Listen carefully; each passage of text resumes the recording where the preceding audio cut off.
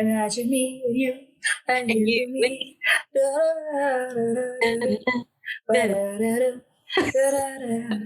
So happy together. Where are the quiet gays? Where are the quiet gays supposed to go? Good morning. Hi, I've missed you. I missed you too. We really need to get together in person. Yeah. Soon-ish, please. I know. A happy 1-year anniversary. Thank you. It was so exciting, cute. so sweet, and we went and got dinner, and it was just really nice. Also, our server was so okay. I walked in, and first thing right off the bat, I was like, oh my god, our server has good vibes. She gave us finger guns, at this nice restaurant. We had a really nice restaurant, and she sits us down, and she was like, "Cool, so I'll be back." I was like, "Oh, I love her." You would love that. I would love that too, honestly. Oh my god, that's hilarious. Okay, so where'd you guys go? To Joey DTLA. Ooh, I haven't even heard of that. What is that? I mean, it's just like a nice restaurant. It's right in the middle of downtown, and like Italian or not really. I mean, it's got like a bunch of different stuff. I had salmon it was on like peas and truffle sauce. Oh, yum. Mm-hmm. And she had, it was like it was called Bollywood butter chicken. That sounds so good. Yeah, it's kind of like, I don't know, it has everything. The menu has everything that you could want, really. Ooh, okay. So it's hard to, I guess, classify what it is. Yeah, but shout out Jalen, who was our server. Nice. What's your drink of choice this morning? I have an iced vanilla cherry latte that I made in my living room. Wow, I'm drinking my Celsius because I have to work after this. Which by work, I mean for our audience, I get to be a caregiver. So I get to take care of old people and I love it. So I think I'm going to take her to the movies today. Oh, that's my work. What movie? I think we're going to go see Snow White because I think she would really like it. Oh my gosh. We're also going to, I think, stop by the senior center to see if I can get her signed up for like any classes or something like that. Cause I think that'd be really good for her and fun. Cause she's kind of like trapped in her house cause she can't drive, but she's so active and like mentally active. So I just want her to like have things to do, you know? Oh my gosh. I love that. I know, it's so sweet. I'm excited to see her today. I haven't seen her since last Friday because normally I work Tuesdays, but my mom's in town, so we had brunch instead. Okay, so this week, everyone on the pod, we are covering Imagine Me and You, not to be confused with Me Before You. Which I, as the silly human I am, I don't even have like dyslexia or anything like that. Haley was like, what's the movie name again? And I was like, Me Before You, which is a movie I absolutely love. Let me tell you, I love that movie. I love Emilia Clarke. She's not gay in it. And Haley texted me and goes, is this movie about lesbians? And I was like, yeah. And then in my head, as I was saying, like typing out yeah on the text message, I was like, oh, that's the Clark movie. I meant Imagine Me and You with Lena Headey, who, if you don't know, plays Cersei in Game of Thrones. So it's actually really funny to like watch her play this like really cute little character when she's like an evil spawn in Game of Thrones. Oh, I didn't know. Yeah. I haven't seen Game of Thrones. The cutest other actress whose name is escaping me, but she's in Coyote Ugly. She's just adorable. Piper Perabo? Yes, Piper. I just think she's the cutest person to ever exist. And actually, it was funny as I was watching it, and I was watching it with my girlfriend, and I was like, "This girl reminds me of Haley. Like she looks like Haley."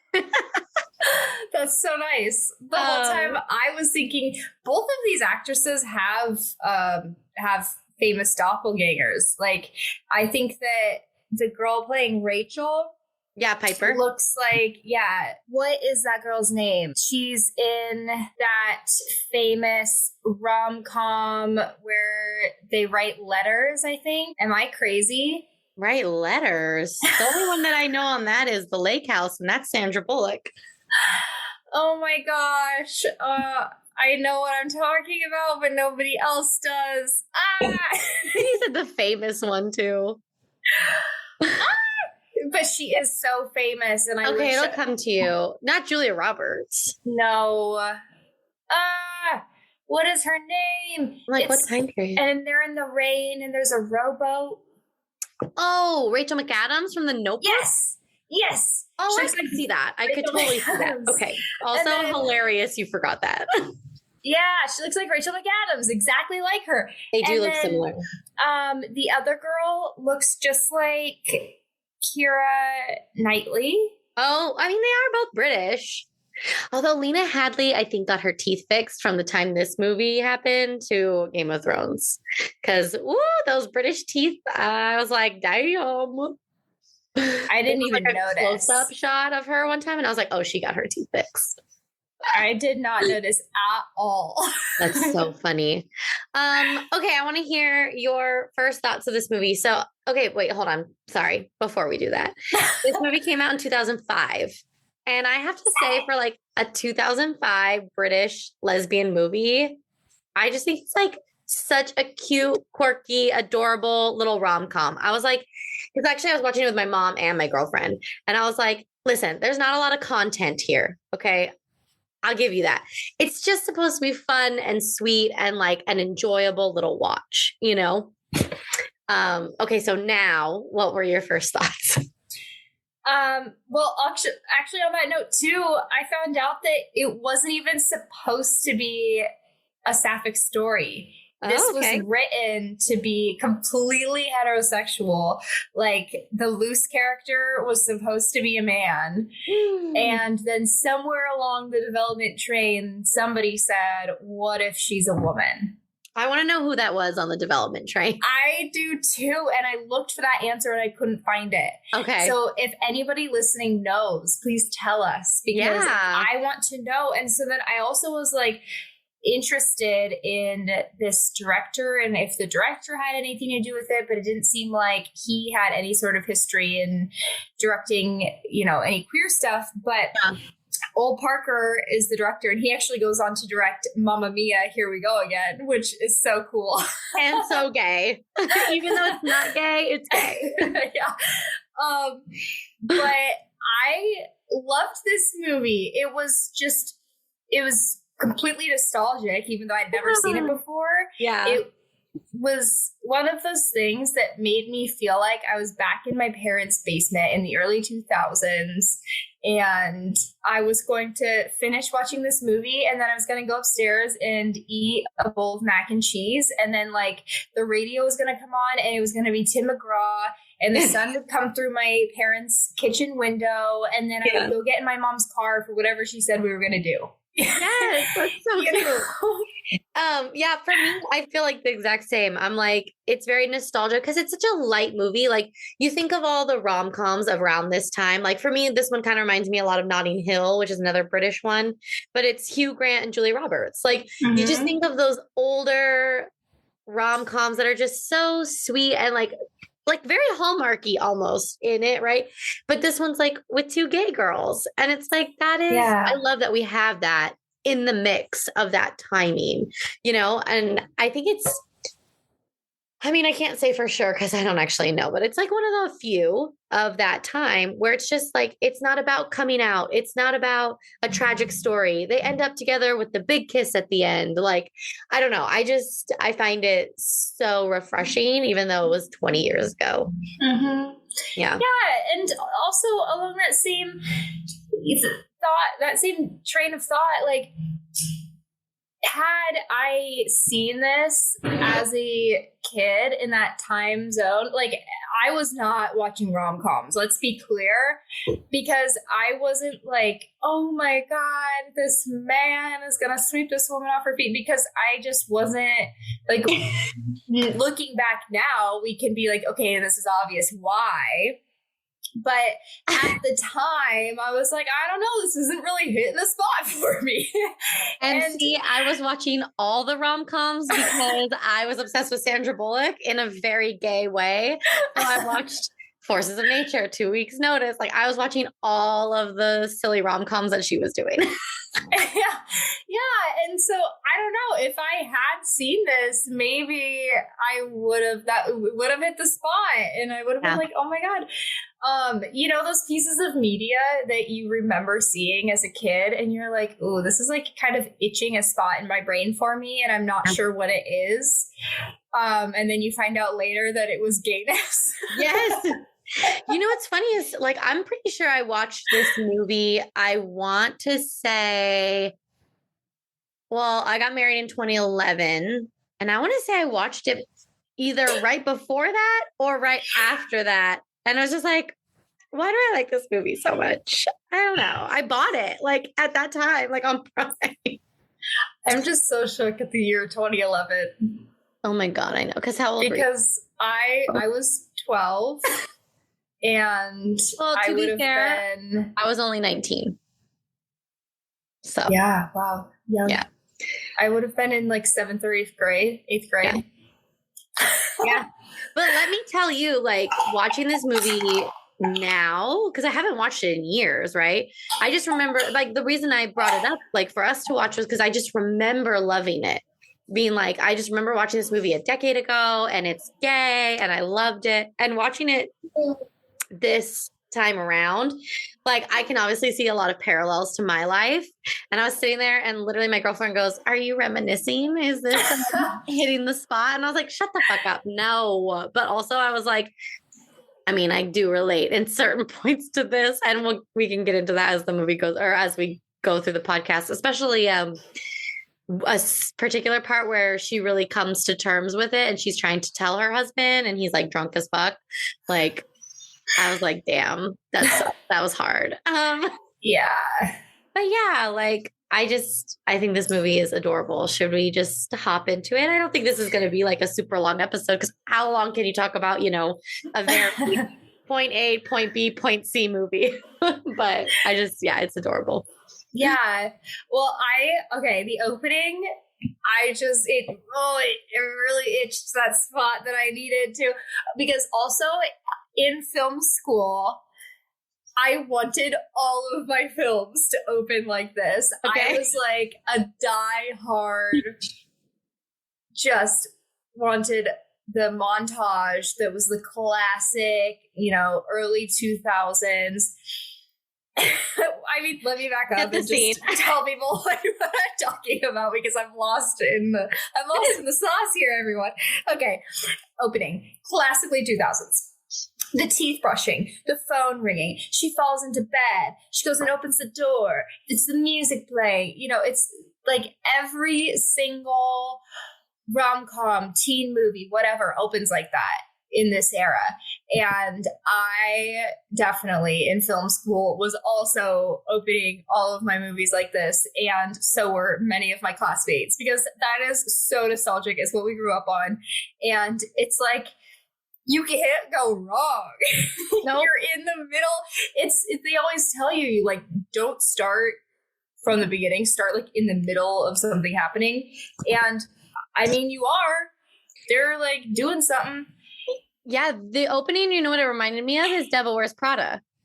Yeah. Where it's just like, where she's brushing her teeth, she's getting ready for work. You see all the clackers getting ready for their job. Like, it was exactly what you're just saying, where it's like, we're doing something, but you get to see, like, set the stage with a little montage. Yeah, it's super good. Yeah. And you see Rachel as who she is when she's alone.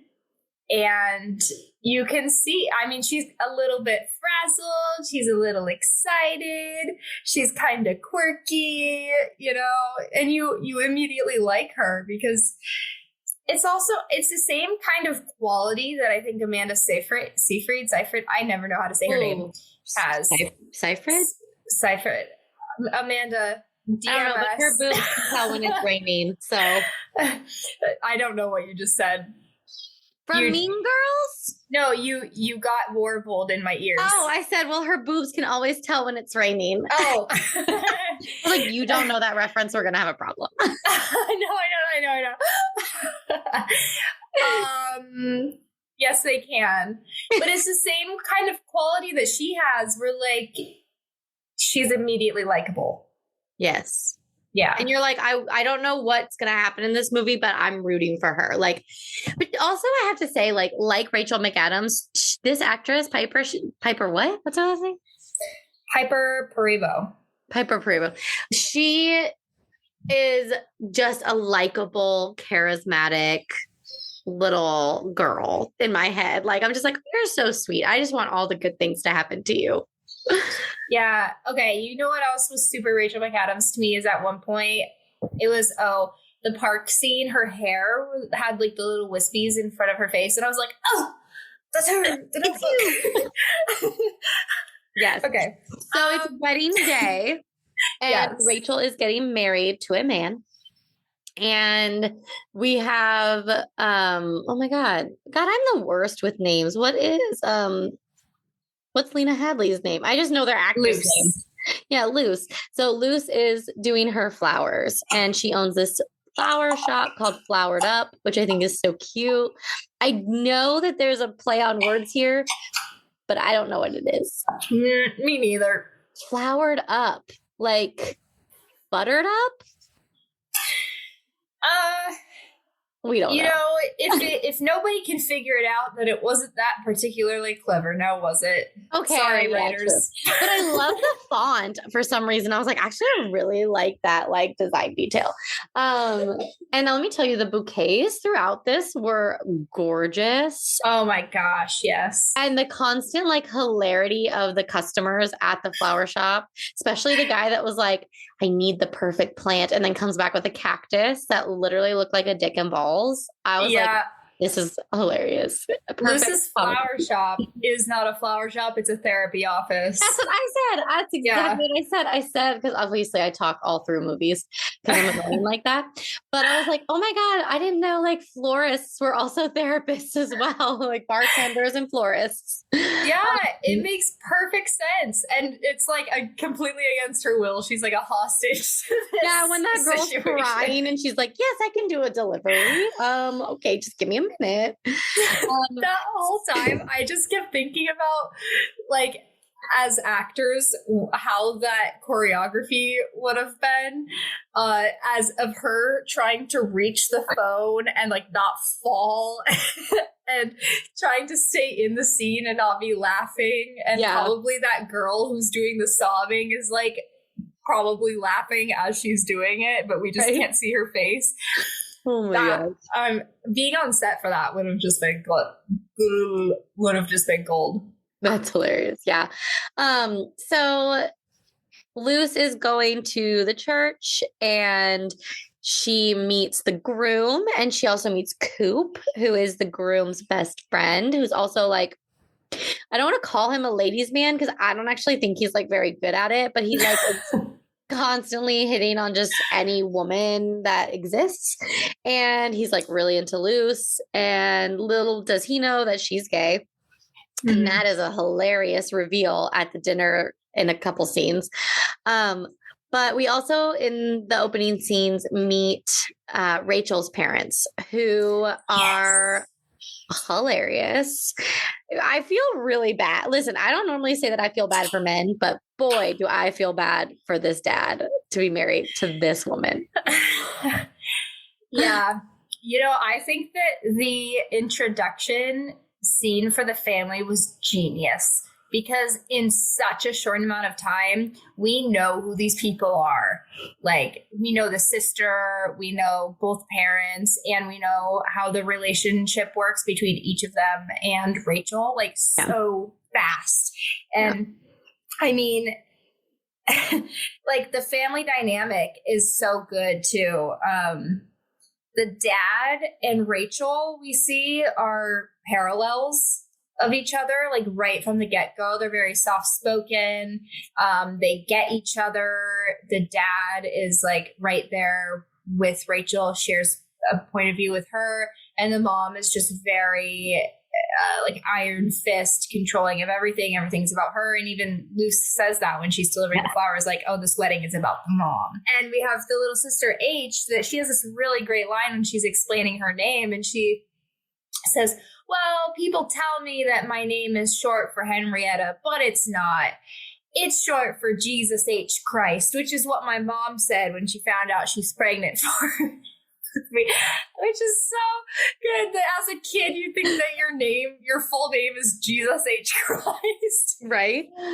I love the sister. I think she's so cute. She actually reminds me a lot of my oldest when she's like, what happens when an immovable object meets an unstoppable force? And I was like, oh, hi, Ava. It's so good. It's so good. And like, Luce is the only one who takes her questions seriously. Yeah. And I honestly that is such an amazing quality in an adult to be like, especially like it's this big day. No one's focused on this little girl, but this little girl has like really big questions on her mind. And like for somebody to take the time to be like, actually, you know what? It's a trick question. Like, I'm going to listen to you. I'm going to answer you. I'm going to give you that beat. Like, that is so important. And that little girl immediately bonded with Luce in that. And you get to learn a lot about Luce in that situation and being like, wow, like, this is a good woman, in my opinion, you know? Yeah. I think that was a sign right off the bat that Luce was going to be around and was maybe going to be the ultimate winner in the situation, because like Sir Heck didn't really take the question that seriously. He was like, oh. Yeah, but I also think that Heck and the sister's relationship is really cute.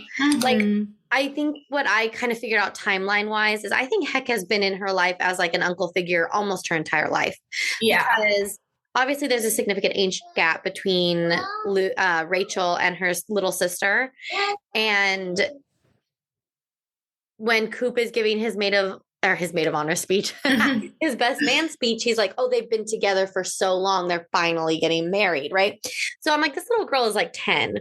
I think that Heck has been in her life. And I do think like we see at the end, like their relationship a little bit more. And I think it's really cute, but not that I want to say like Heck and Luce are parallel characters, but I think to the little girl, they are.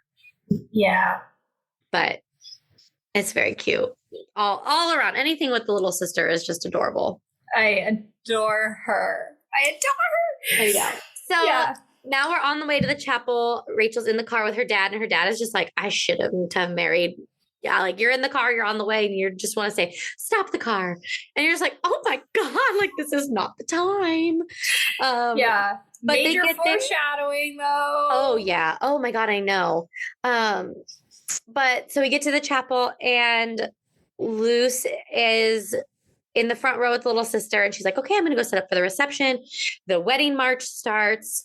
Rachel starts walking down the aisle and Luce is walking the other way on the side of the aisles. Right. And they just catch each other's eyes for 1.5 seconds. And you like something I love that you can probably speak more to is like how to communicate something that happens on screen without words. Because I know when you write a script, it has to like all be in the script, the feelings, like everything. Right. But like this actress, Piper, you can see like her breath hitch and you're like, oh shit. Like you can see what's happening almost, even if you didn't know what the story was about, you're just like, oh, that's interesting. What did you think about how this scene played out? Yeah, I also think that the person scoring this did a huge favor to the moment because they made the music, the quality of the music change that moment, and they made it sound like almost it was underwater. And you know how that's a real thing when you are caught up in a moment and all of a sudden the quality of sound of everything else, like even if you're in a crowd, just drowns out around you and you're just completely focused in. And then if something, like brings your attention back, all of a sudden the sound will come flooding back in the way that it is in reality. But like for that moment, it is like you're underwater and everything else is drowned out. And that's what happened to those two women in that moment. And we as viewers experienced that as they did. No, you're right. They did everything that they could have to create that moment and make sure that everyone knew how important it was. Well, and it becomes a really important moment too, because they end up talking indirectly about this moment throughout the film. When they're talking about, do you believe in love at first sight? How do you think true love exists? Like they end up talking about it a lot. And I think we're supposed to be drawn back to that moment because we'll get to it in probably just a couple minutes, but there's a conversation over dinner of like, no, I think in the moment that you're in love and everything else that happens after just confirms it. Right. And I think that's when Piper was like, oh, I feel like, is that moment? But she doesn't know it yet. Right. So there's a really cute, Piper, Rachel and Heck end up getting married. Again, I just talk about these people like they're my friends, like the actresses. They end up getting married. There's a really cute scene at the reception where, it's actually it's again, foreshadowing. I just love early 2000s rom-coms, right? So Rachel has dropped her wedding ring in the punch bowl. And this is when she meets Luce, because Luce goes up to get a drink and she's like, oh, no, you don't want to do that. And she's like, what's wrong? Like, I'm here to help, right? Like she's a vendor at a wedding. I'm here to help, whatever you need. She's like, I've dropped my ring in the punch bowl. And it's just, their interaction is so cute. She's like, you try the ladle? Yep. No luck. Like I can just like almost see that scene and repeat it in my head because it's so cute. And so Luce just goes in elbow deep into the thing, finally gets the ring. And like, now Rachel is talking to this Hex coworker who's like a piece of shit and like gross, like one of those gross men who like makes everything sexual and like gross. Anyway, and she takes Rachel's hand behind her back and she puts the ring on her finger. And like, I don't know, for me, I was like, oh, she's gotten a ring put on her finger by two people today, And I just think it's like the perfect introduction to these two's relationship that ends up fleshing out. Yeah. It's so playful and like it forces an intimacy upon them right off of the bat. Yep. And it's like they have their own little secret too. Right. Yeah. Exactly. And also there's just such fun in the way that Luce shakes the guy's hand when she's covered in punch. Yep. And it's like a mystery to him as to why she's like covered in punch and sticky, but it's so funny to the two of these women. Right. It's beautiful. I love it. It's not just like there's a million ways that they could have met in a normal way that they could have still had, tension or been like, oh, I like her or whatever. But no, like this was perfect. Yeah. Super playful, super cute, very rom-com-esque, but like elevated. Like that's why it's like one step for me, like above Hallmark, because it's like forethought put into it. Not that I'm knocking Hallmark. I love Hallmark, but I'm just saying like, this is like a production, Mm-hmm. So then we skip forward. We meet a little bit more of Coop and like, we also see that Heck has like a really big fear of like public speaking, which I didn't think really came back around. I thought it was going to. But you do get to learn a little bit more about Rachel, how she's very caring. Like Heck is her best friend. And she's, she gets up and she does the speech for him, like in his voice, which is really cute.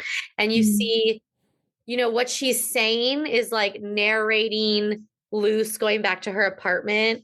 And I just thought that was very subtle, very cute, like, because kind of her talking about Luce in the future too. Yeah. There's also something to it, I think, that Heck didn't quite have it in him to get up and say something about his wife on their wedding day. Heck is clearly in love with Rachel. He cares about her a lot. He goes to great lengths to try and repair their relationship when he isn't even sure what's wrong with it. He thinks of her as his best friend. But on their own wedding day, he can't get up in front of the people that they love and say something nice about her. Which, like, of course, yes, he has a fear of public speaking, but I do think that was purposeful. Yeah. You know what? I didn't even think about it like that. That's a really good thing to pull out of that scene. Okay, so then we see, I feel like Rachel is just constantly, like, everything's different for her in her world. She doesn't know why. She doesn't know what it is, but she's like, I have to see Luce again. And she invites her to, she goes to her flower shop and she's like, I just wanted to say thank you. And I was like, okay. In what world do you ever go to your florist in person afterwards and be like, I just wanted to come and say thanks? Well, at first, you know what? Actually, I thought about it and I was like, oh, she's not thanking her for doing her flowers. She's thanking her for the ring thing. And I was like, okay, that actually does track. Like, I guess you could, but it's very clearly an excuse to see her. And she's like, I want to invite you to dinner. And she's inviting her to dinner under the guise of setting her up with Cooper, which is hilarious because, again, no one has explicitly said that they're gay yet. And that does come out. Like, Luce hasn't said it. We don't know yet, right? But the thing about Luce's character is, like, not that she doesn't have to say it, but, like, she's very confident in being out and very confident in herself, that it's not like, you know, she has to announce it to anyone. I do love her conversation. What's the little sister's name? H, though. Henrietta. I do love that she has that conversation with H, and there's such funny comedic relief with the way H responds, and we'll talk about it. But so they go to, Luce is like, yeah, I'd love to come to dinner. She goes to dinner at the house, and Heck is obviously like a shit cook, and everyone's like, this is terrible. And this is where they have that conversation. So before dinner, Heck and Luce are talking, and Luce, of course, brings a beautiful bouquet. They're so gorgeous, the flowers. Oh my gosh. But like, Luce is like, oh, like, I'm gay to Heck. And Heck is like, his response is so funny. It's a very like, I've never met a gay person in my life and I don't know what to say. Yeah. Because he's like, oh, like, good for you. Like, congratulations. Like, he's just like, he doesn't, I don't even remember exactly what he said, but he does not know what to say. And it's so funny because she's just like, super awkward. Very awkward. But then Coop and Heck have this conversation, and it doesn't faze Coop whatsoever that she's a lesbian, because Heck is like, well, she's a lesbian. And Coop is like, cool. Even more of a like conquest, like, because Heck is like, so like, stop hitting on her. Like, it's not going to happen. He's like, could still, who knows? And it's such a typical like guy thing to be like, nah, well, she hasn't tried my dick yet. So, you know, but then we get the conversation at the dinner table about true love. And it's so interesting because this is a part that I really related to, where Rachel is explaining what she thinks true romantic love is. And she's like, it's, you know, you don't think that this is what it is at first, but then you're like, oh, okay, it feels very comfortable. So this is it. And Heck and Coop are both like, yeah, that sounds right. But then Luce comes in with this like beautiful description of what romantic love is to her. And she's like, no, I think you feel it in the first seconds, and everything that happens just confirms it. And, you know, really disagrees with Rachel about what they're talking about. And then Heck and Cooper are like, actually, you know what? That sounds way better. Like, I'm with her. And I think this really rocks Rachel, because I don't think she's ever thought that that was something that she could have. She's like, I know that's what people say and think love is, but I've never experienced it. And I think what I have with Heck isn't that what it is, you know? So I think it really starts to get her wheels turning about her literal view on the world. Yeah. What Rachel up to this point has experienced is she keeps describing Heck as her best friend. Mm-hmm. And clearly what they have is, like they are best friends, and what they have is really comfortable. And we never really see them in a way that's, really like sparky or passionate or anything like that, which, to be fair, they've been together a really long time. But they also just got married, so in her mind, there's probably some questions being raised because she's just met this woman, and all of a sudden she's feeling these things, which we could tell she's probably never ever felt before. Right. And so she is starting to have to really grapple with like, oh my gosh, what is love? And it is what I have, what love is supposed to be. Yeah. And how do I deal with knowing that I have feelings that are outside of this huge commitment that I just made? And also, like, she cares so much about Heck. This is her best friend. Yeah. This is someone who she's made her entire life with, who her family deeply cares about, her little sister looks up to and has this deep relationship with. And like, she is this really kind, caring person. And I'm sure that she's worried about how it'll hurt other people too if she, ultimately decides that she has feelings for anybody other than Heck. I mean, that's just like a lot of big things to sit there and grapple with at this point. And so she's at the very beginning stages of this right now, which is where she starts to kind of ask this question of, okay, well, what is love really? Which then starts to morph into, is love at first sight real? Right. And I think she hasn't quite gotten to like the actual sapphicness of it yet. I think we see that in a scene that's coming up. I think we see that in the grocery store scene.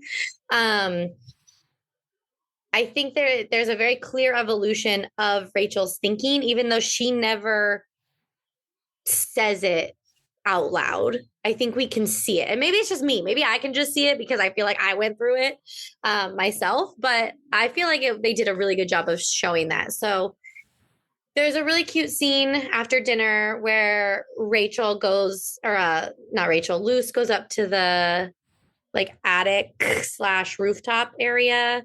And, it was really cute because the dynamics I thought were very interesting because Luce is out there in the rain and she's like, it's so beautiful out here. And Rachel's like, yeah, like Heck doesn't even come up here. And I love it up here, but he never wants to because he's scared of like jumping off the edge. And I thought that was really interesting because like Heck is not a risk taker. And I think he made Rachel not a risk taker, even though she is innately one. Right. And I think we see that come out of her as the movie goes on. But then what I thought was really interesting was Rachel beckons Luce back in and is like, oh, let me give you my jacket. Like, and I was like, that's an interesting dynamic because if I was going to put like dynamics on this, I would say Luce would be the one to like give Rachel a jacket, And I just thought I was like, oh, wow. Like that's very forward of a thing to do. And yes, they're like they could be friends and a friend would give them their jacket, but it wasn't in that vein. It was like, let me take care of you type situation. And I thought that was really sweet. I think you're completely right that it was a, let me take care of you. And I think that so much of this at this point is completely subconscious for Rachel. I don't think that a lot of it is an intentional flirtation. I think that it's like a impulse and she follows it. And then after the fact, it's what was that?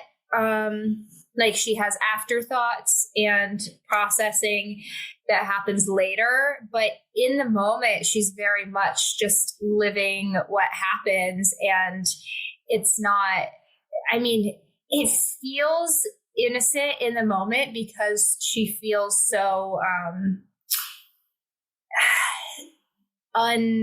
unaware of what it is. Yeah. And again, like with what you're saying too, with how at first she's not even like aware of the sapphic-ness of it. I thought that was an aspect of this movie that I really enjoyed, that there wasn't this big focus put on like, ooh, it's lesbians. Yeah, it was just like a normal outpouring of life happening. Yeah, like that could have been a thing that happened at this era. Like this comes out in the early 2000s. This could have absolutely turned into that, and it didn't. It was so normal. They handled it like it was any other relationship, and that's what it was. It was a very complicated relationship that involved multiple people, that was painful for multiple people. And it ended up ripping apart the lives of Heck and Rachel, and a new beginning for Rachel and Luce. But like this, it's not about like the lesbianism. It's about the complexity in these relationships with multiple people, and also like Rachel discovering a part of herself that she didn't even know was there. Yeah. And at this point in time, like a lot of that has to do probably with the fact that in society, that's not like a super normalized thing.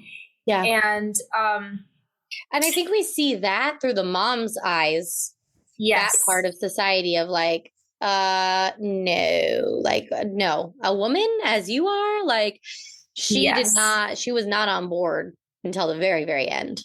Yeah. Like, I think that was the only part of this movie where it was a really pointed out thing that there are two women. Yeah. And I think that in that case, it was fitting that it was there and it was mentioned. Yeah. So I think the part where it gets really, really real for Rachel and clear about what's going on is, like I said, the grocery store scene. Mm-hmm. I thought it was really cute because this is also where Heck is the one that's like outing Luce to everyone. Yeah. He's just like with the mouth. But obviously like Luce made it very clear, like I'm not like ashamed of this or anything either. Right. So we're in the grocery store and I thought the scene was so fun and so cute and so silly.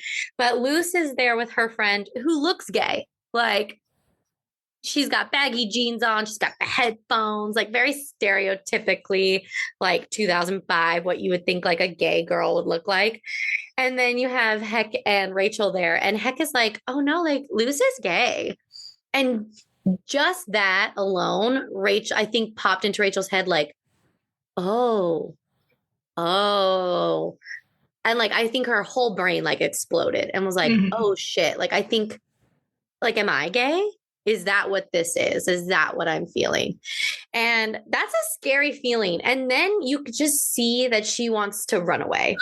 But Heck and the friend of Luce's are just like constantly trying to run into each other, like in just like this silly way. And I don't know, I feel like you see terror on Rachel's face the entire time this is happening. Yeah. What did you think of that scene? Yeah, completely. It's like when you're at the mercy of your friends when they know that you have a crush on somebody. That's what it is. And you're just like praying, you're begging that they don't expose you, but they do anyway.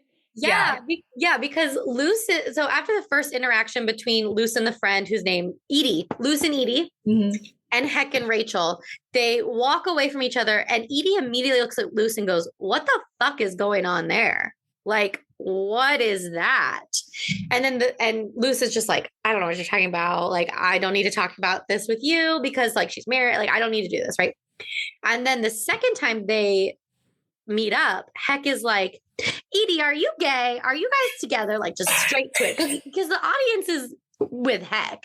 The audience is like, what's going on here? Does Luce have a girlfriend? Right. Yeah. And they're both like, no. Like, we're just friends. Like, no. Rachel like so on the money for this because she's like, that was real tactful.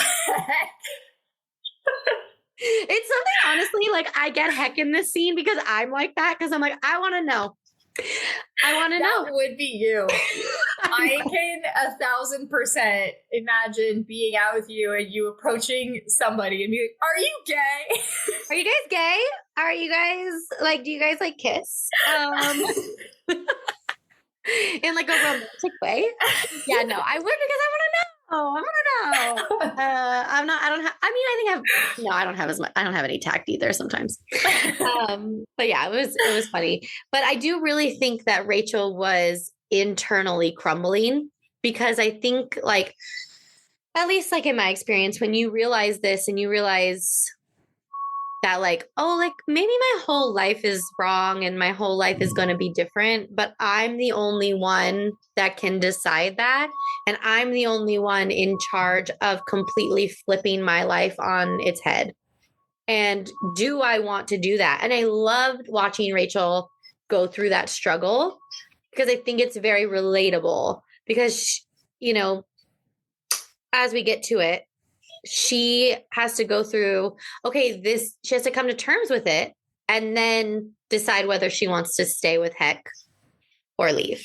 Mm-hmm. And she goes back and forth with this decision. And that's very heartbreaking to watch, I feel like, as the audience.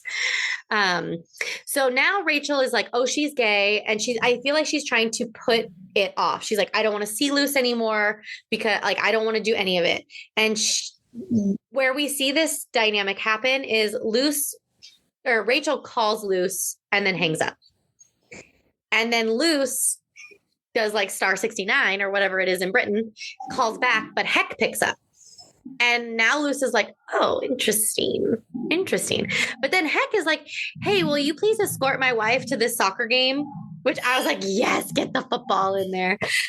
She's like, can you, and Rachel's like, no. Like, no. Like, please, right? On the phone. Heck has no idea what's going on. And, you know, Luce is like, sure, like, I'd love to, you know? And that's when I feel like, here's the thing with Luce, she has this conversation with Coop a little bit before this about how, like, you know, Coop is like, I love, you know, fucking married people. Like, who cares? It's their partner's problem, not mine. Right. And while that is true, it is a little crass in my opinion. But Luce very clearly said to Cooper, like, I don't think you mess with other people's relationships. I don't think you mess with couples. Right. Which I'm like, I think that's very honorable. Like, I think that that's very telling of who Luce is as a person, but I also don't hold Luce accountable for like what happens at the soccer game. Like, Rachel has to make her own decision. And I don't think Luce was being like predatory. You know what I mean? Like, I don't think she was like trying to break anything up or anything like that. Like, what did you think of that kind of dynamic? Yeah. I mean, I think that it is the person in the relationship's responsibility to be faithful to their relationship, and that if they decide that that is no longer what they want, then they have to, you know, go be honest with the person they're in a relationship with and end it first and then pursue whatever they want. I mean, I also think that Luce is right that like it's probably a good thing to not go involve yourself in other people's relationships. Yeah. I don't think that Luce's intention going in was to like break up a relationship. Yeah. I think that between the two of them, there was a lot of magnetic feelings that they were dealing with. Yeah. Their chemistry is off the charts for sure. Yeah. I mean, I don't think that it's right that they cheated at all. Yeah, I don't know. It's hard. It's layered. It's messy. I think that's why this movie works so well, is because everyone is feeling these very complicated emotions about it.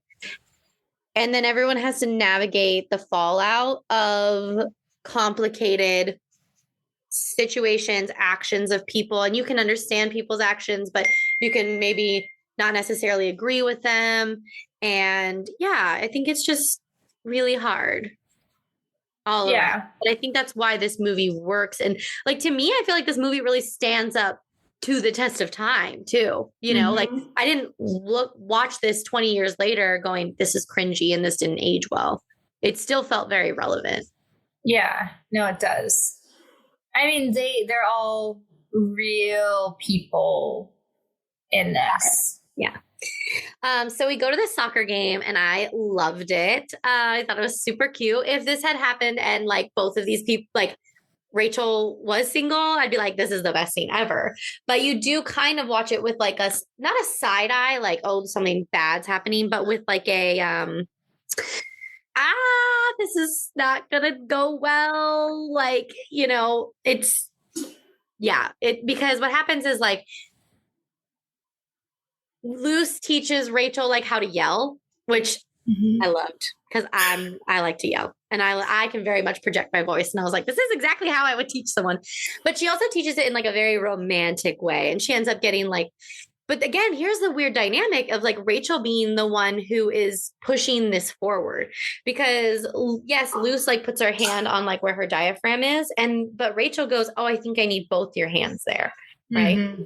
And so Luce steps behind her and is like holding her from behind and their faces are right next to each other because obviously Luce is right behind her. And, you know, it's just this like very romantic scene. And I think it's a very romantic, like woman-led scene. Like this isn't necessarily, yes, it's romantic if it happened between like a man and a woman too.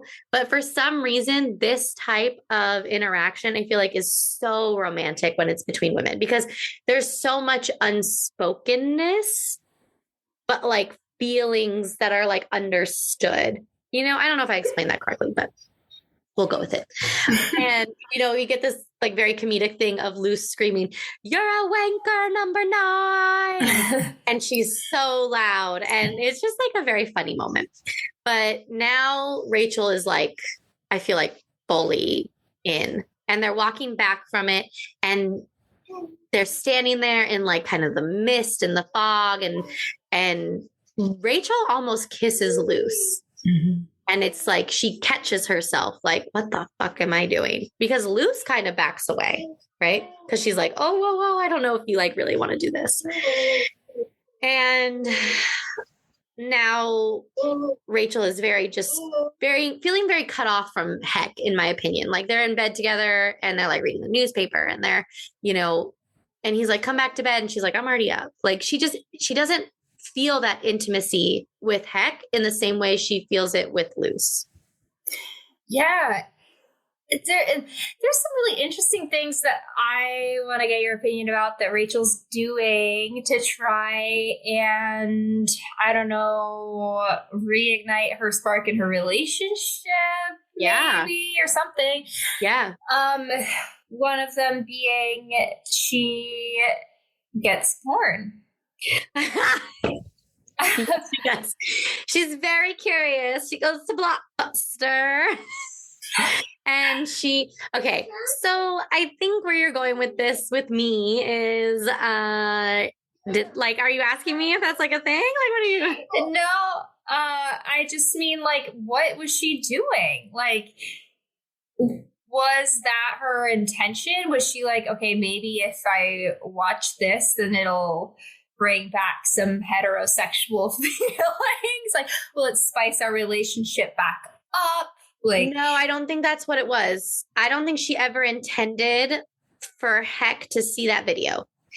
I think she wanted to see what the heck this was about. Like, I think she was probably very like, I don't want to say like turned on or like curious, but she was very just like, I think she was engaging in that part of her brain that liked what was happening in her brain. Does that make sense? Like, I don't know, for me, like when I was married to a man and I watched a little bit of some naughty things, I always watched like lesbian porn. Like that's the only thing I watched. And I was like, that doesn't mean anything.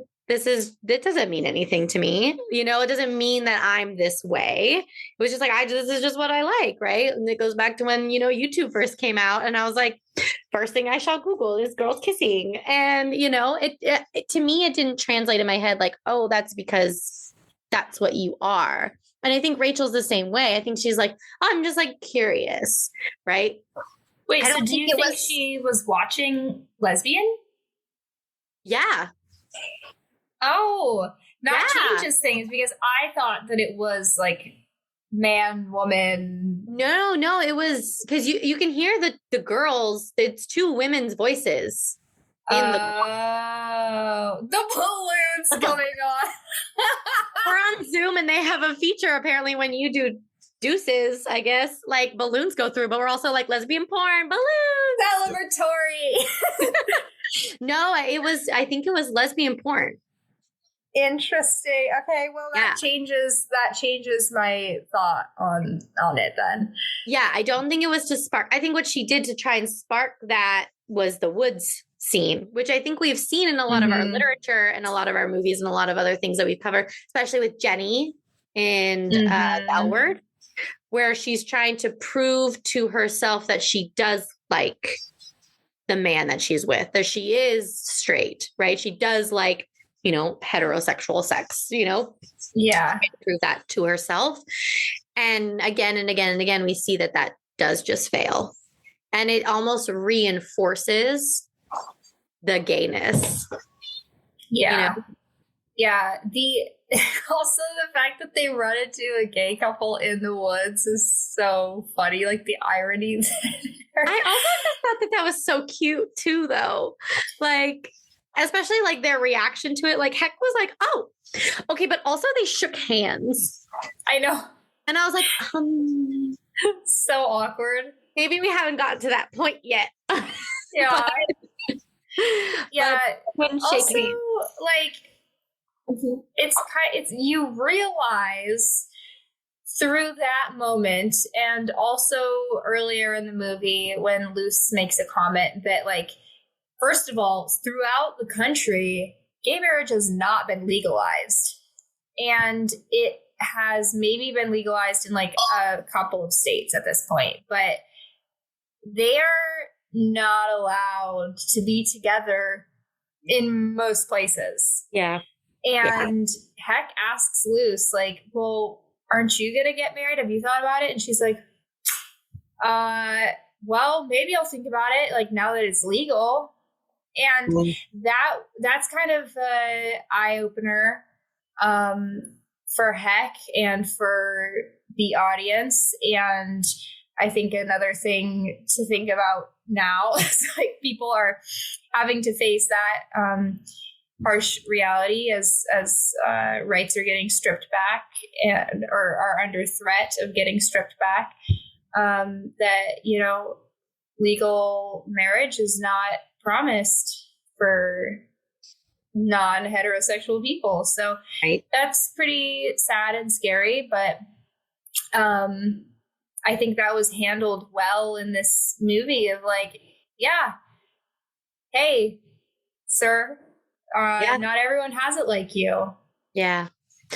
Yeah. And I think it did exactly what it was intended, was to catch people off guard and also to really get people in their emotions of like, that's not fair. Because these characters are so lovable that you're like, oh shit, like I forgot that that's not accessible to them. And then you get hit with the feelings of like, oh man, like that sucks. Right. Yeah. Yeah. The other thing that Rachel was doing that I wanted to talk about that I was like, this is before she has, I think, come into her consciousness about her feelings for Luce, but she is like really set on setting Luce up with Coop. But we know that she has feelings for Luce, and somewhere deep under there, she knows that too. Yeah.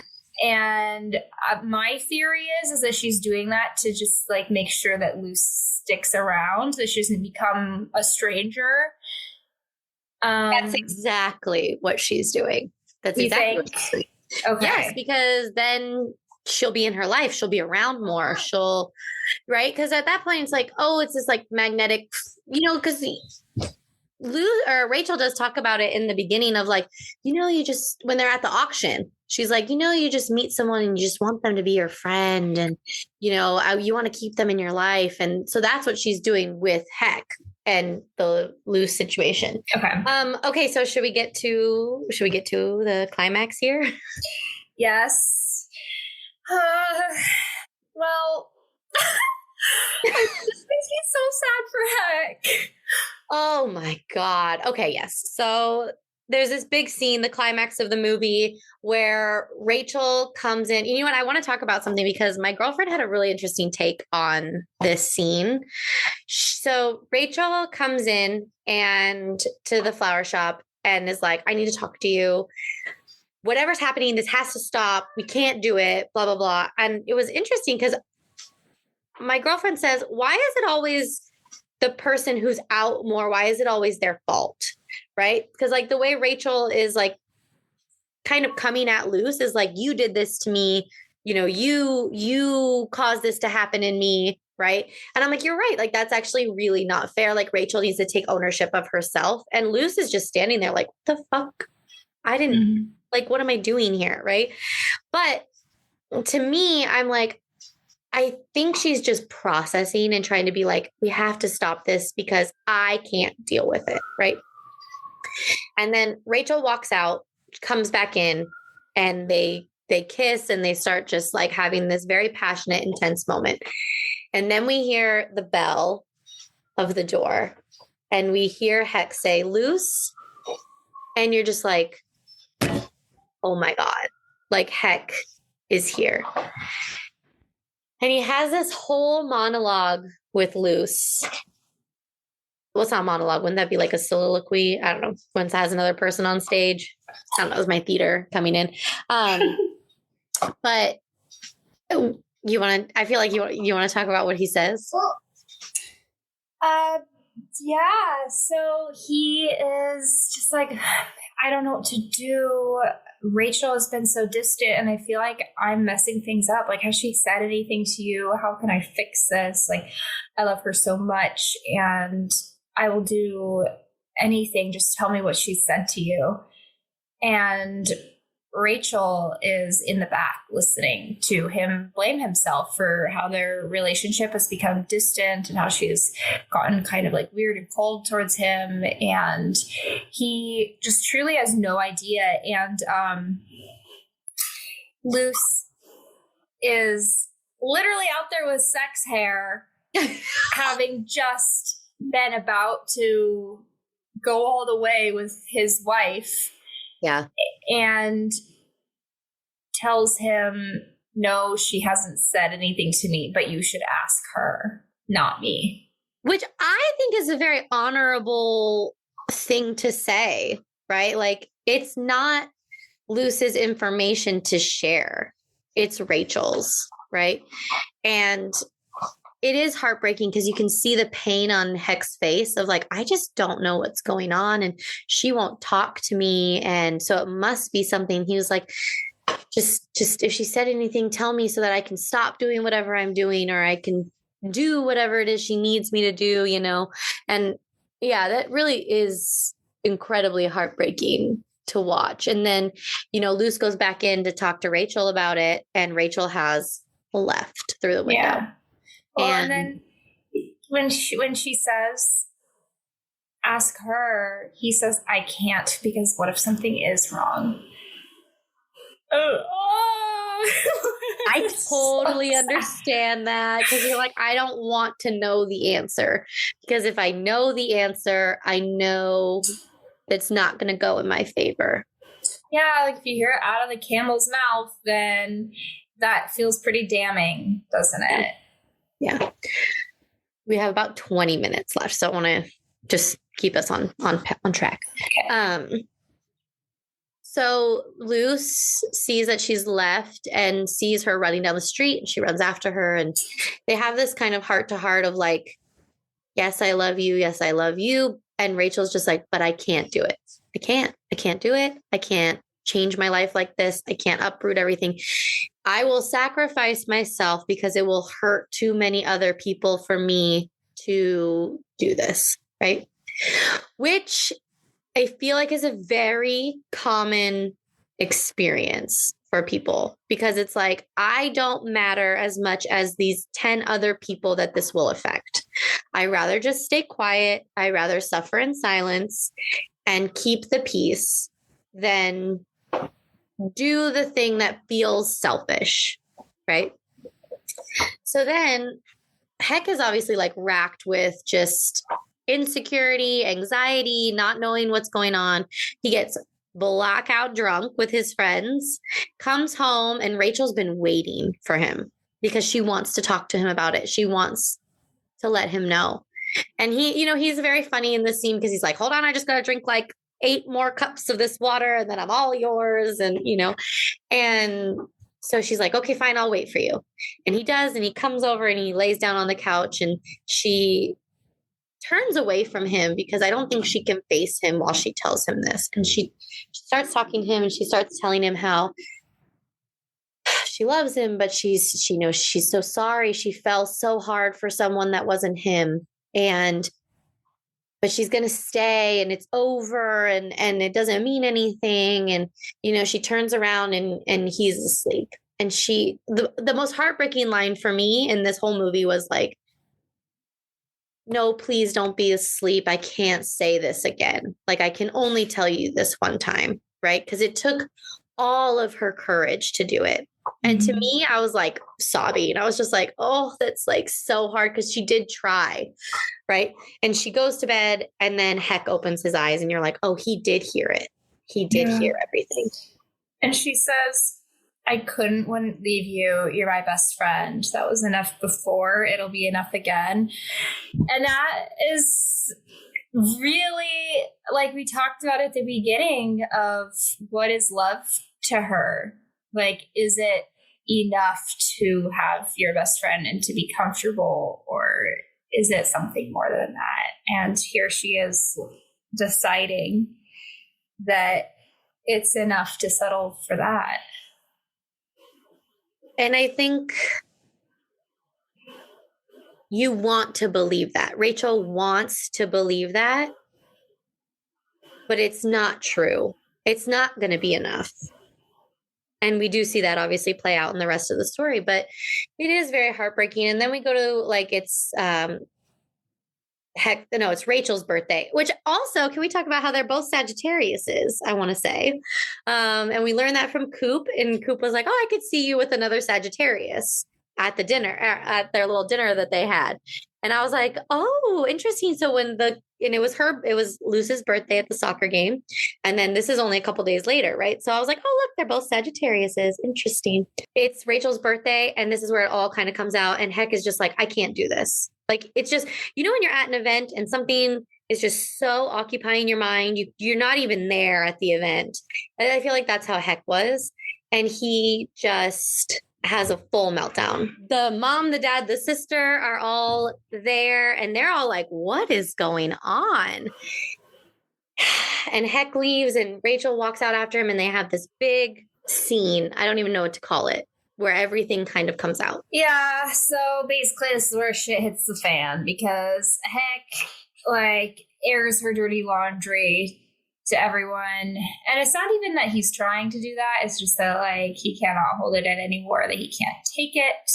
And nobody cares about the candles. And the dad is so worried about the candles. He's like, the candles are going to drip. The candles are going to drip. And everyone is completely ignoring this poor man. And he just has anxiety. He just has anxiety. He's just like, okay, I know something else is going on, but also like the wax is going to get on the candles and like your mom baked this cake. He is so me-coded. He's adorable. He's so sweet. So basically Heck leaves Rachel. And then I think one of the best scenes in this whole movie is when the dad talks to Rachel about what's going on. So the parents kind of overhear that there's someone else and they start talking to it. And this is where Rachel's like, I'm in love with, the mom's like, oh, who's the chap? Who is it? Right. And she's like, her name is Luce. And she's like, a woman. Like, this is where you see the mom being like, the fuck is going on? Not my family, none of this queerness, And then, you can see kind of the hurt on Rachel's face. And the dad comes and sits down and he starts, we kind of get his like explanation of like the whole time you're like, why does this man put up with this woman? Right. And you kind of see his explanation. And he's like, listen, like I have been in love with her my entire life, but I knew that I wasn't it for her. And yeah, we muddled along in these years and we had good times, but I never, ever doubted that if she met someone who she really fell for, that would be it. She would leave me and I wouldn't blame her. Right. And it's kind of him telling her like, listen, like, it's okay. Like you should do this. You should be with someone that you love. And honestly, again, for 2005, for this scene to happen, to be so accepting, I loved it. I thought it was beautiful. Yeah. It's also interesting how the mom responds to that, because you can see her kind of like wake up, and she later tells the dad like, no, you are it for me. I do love you and I will be nicer. And she's nicer for like 10 seconds. Yeah. The other little thing that I liked in this scene was the little sister. She's just like standing there. She doesn't know what to do. She's just like, I don't know what's going on. These grownups are having this whole thing. And I love how the mom came back and said to her, like, we'll talk about this later. Like, we'll sit down and we'll talk about this and I will explain what's going on. And I think that's really important for little kids to not be overlooked and to not be kind of pushed to the side. Like they deserve to know what's going on with their families and in their world, So now the race is on. Luce. Oh, Haley's got her hand up. I have something to say about that. I think that H did know what was going on.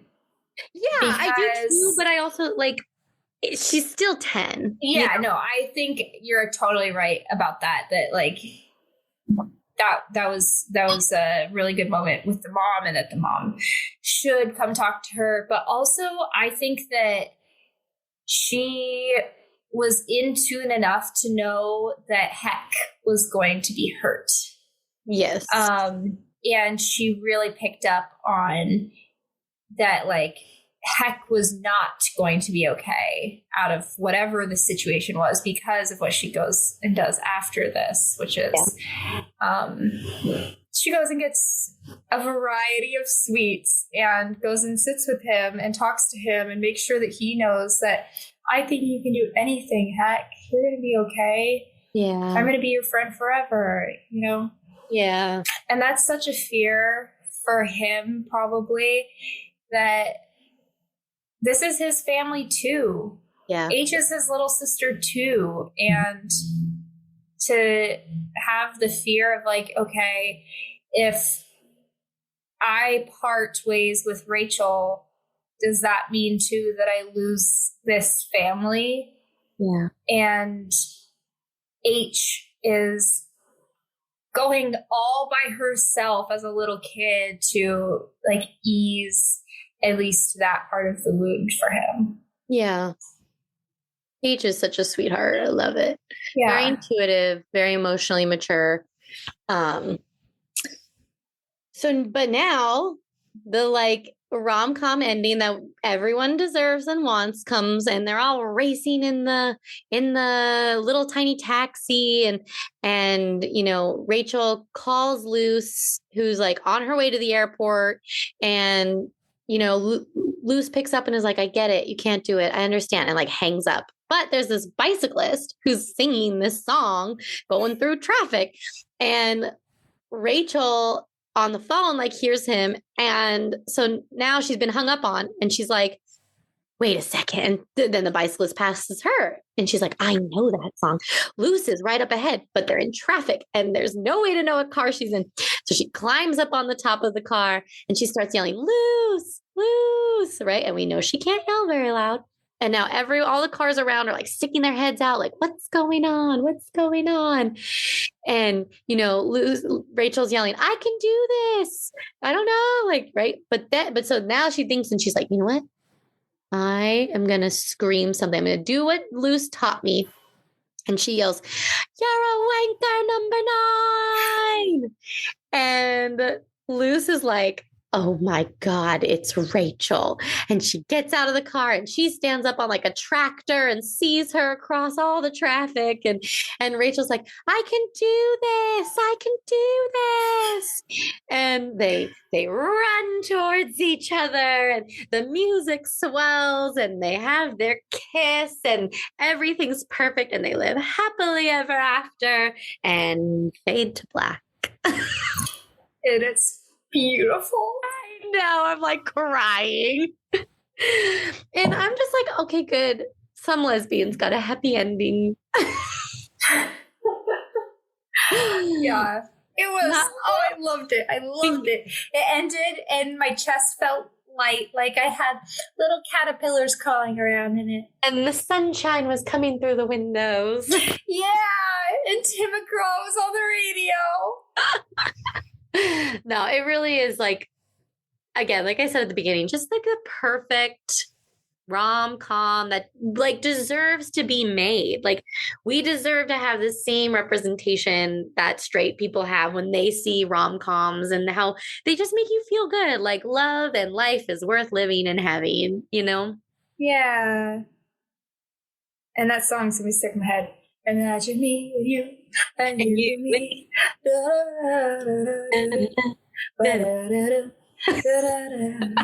So happy together. If anybody wants to come karaoke with Haley and me, you're invited. Yeah. So overall, sweet movie. Doesn't take a lot of analysis to understand, like maybe like LeSbIaNs and, you know, other movies that we've covered, but it's nice to do a nice, fun, light thing every once in a while. Mm-hmm. But yeah, I hope you guys enjoyed this movie. I hope you enjoyed our episode on it. I think we had a really fun time talking about it. Mm-hmm. Yep. And we'll let you know what's next as soon as we know what's next. We love you guys. Love you guys. Bye. Bye.